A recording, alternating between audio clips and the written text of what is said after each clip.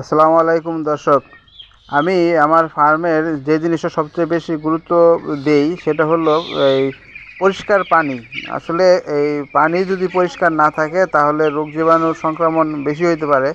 আর আরেকটা জিনিস যেটা আমি ফার্মে এরকম পরিমাণ পানি দেই যাতে আমার 3 ঘন্টা কি 4 ঘন্টা চলে, এরকম আন্দাজে পানি দেই যাতে বারবার আমি পানিটা চেঞ্জ করে দিতে পারি।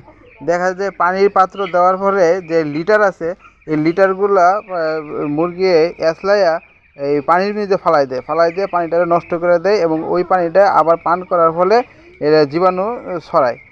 তার জন্য আমি এই যে 3-4 ঘন্টার জন্য একটা পানি দিই, যে 3-4 ঘন্টার পরে শেষ হয়ে যায় আবার নতুন করে পানি দিই।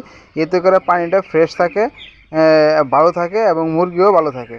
তো আশা করি যারা আপনারা নতুন খামারি আছেন কিংবা পুরান খামারি আছেন, তারা এই জিনিসটা করতে পারেন ফার্মের জন্য, এটার জন্য বেস্ট হবে। কারণ লিটার ম্যানেজমেন্ট এবং পানির জন্য খুব গুরুত্ব।